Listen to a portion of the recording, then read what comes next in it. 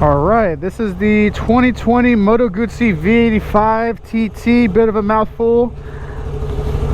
This is a very special bike that I've been wanting to ride for a while. It's got a lot of character. This is an adventure style bike, so definitely gonna be a lot of torque, I'm sure. It's meant to have the flexibility to go on-road, off-road, whatever you like. I do have the rear cases on there, and I like having that part of that little gate right there part of the video, because it's a pretty good idea of what it's like to split with this bike. That was pretty easy.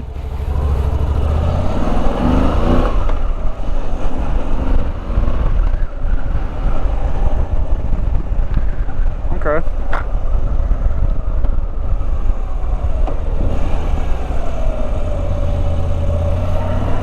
Transmission kind of has a interesting, definitely satisfying, but interesting for sure, clunk to it when you shift.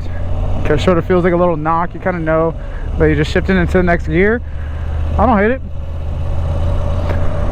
So adventure bikes, in my mind, you know, one of the obvious things is being able to go off-road,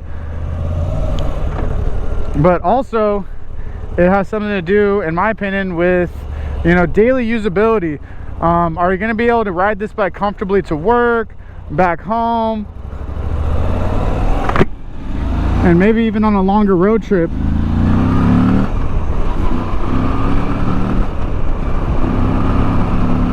This is actually my first time on a Moto Guzzi riding one, and these things definitely have a lot of torque. That was super easy to merge onto the highway. I definitely didn't feel like it was any bad situations. I would say roll-on torque, you might want to downshift. You know, that's me just rolling on at 65 miles an hour in 6th gear, and not a ton is going on. I mean, you can feel the engine is trying, but I just don't think it has the mechanical leverage to get it done at this speed. It doesn't rev super high, so it's definitely more of a torque-happy bike. I can tell it'll happily cruise at 85, you know, miles an hour or so, and it might not be super excited to try to make a pass, but it'll do it. Cruise control is on and working. There it is, working. Hit the brakes and it comes right off, as we hope.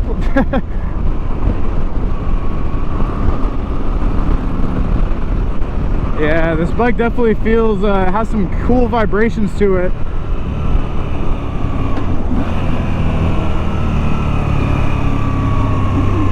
That sort of kick that you feel from Moto Guzzis at idle, and when you first start them up, is not really here anymore when you're on the road.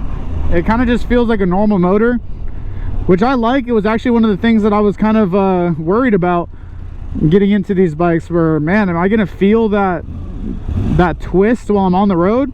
No, not really. Feels just fine.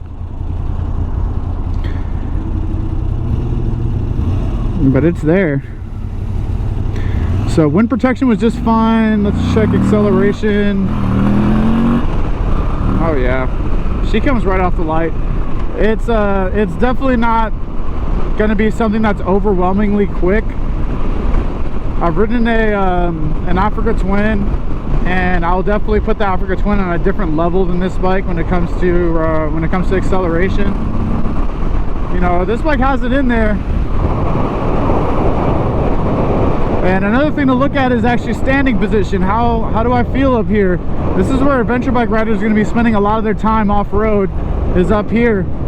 And I don't feel too bad. Feels like the handlebars are in a decent position for me to still keep control. Now, as you can see, I can maneuver this bike while I'm on top of it. As far as weight goes, this bike does feel relatively light and easy to maneuver. I personally like adventure bikes for the daily usability. I kind of like the soft, springy suspension. It's not going to give you the craziest performance in a corner, you know, but it is going to give you a lot of feel.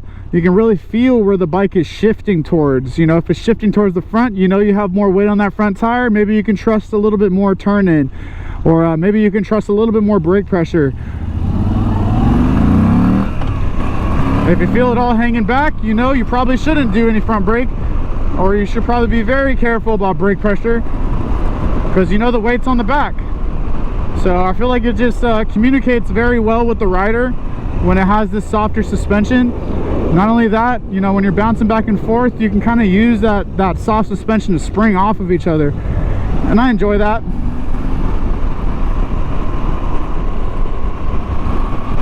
So we're making a nice easy pass around this guy.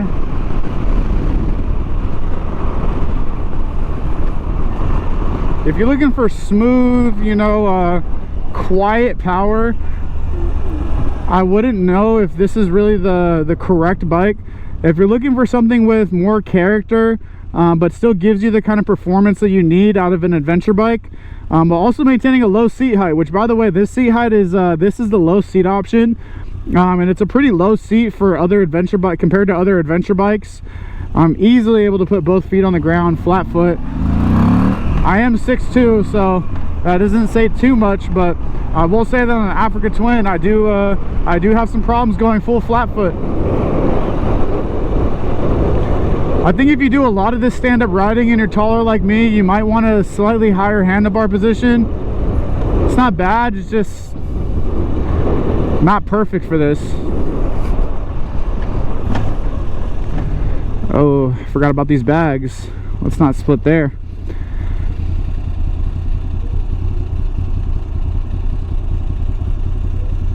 So yeah, as you can see at idle, this thing has a lot of character. It's shaking, it's rumbling. I do like that it tells me how many miles I have till empty. That's pretty cool. Average fuel economy, current fuel economy, tripometer. I'm sure there's a menu button here somewhere.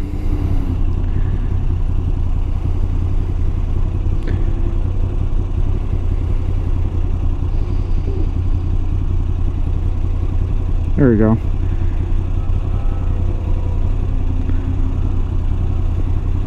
There we go. Wow, this is straight out of Aprilia.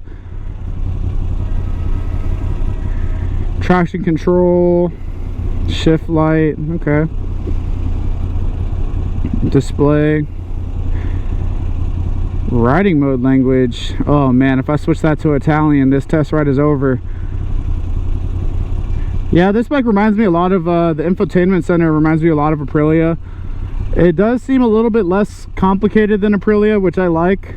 Even though the RSV4, Tuono V4 factory are my dream bikes, man, that system is complicated to use sometimes.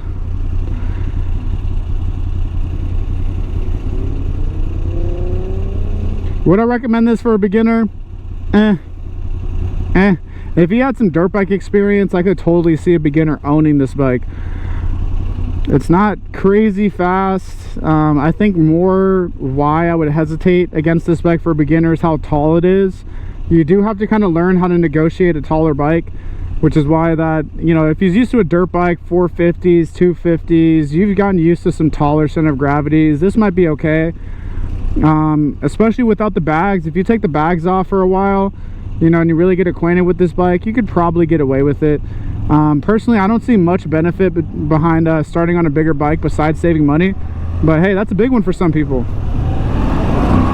I mean, money's up there with oxygen as far as things that we need to live.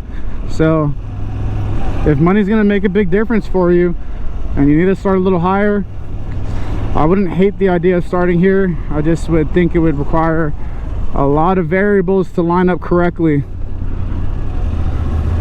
and maybe some patience that some newer riders might not have.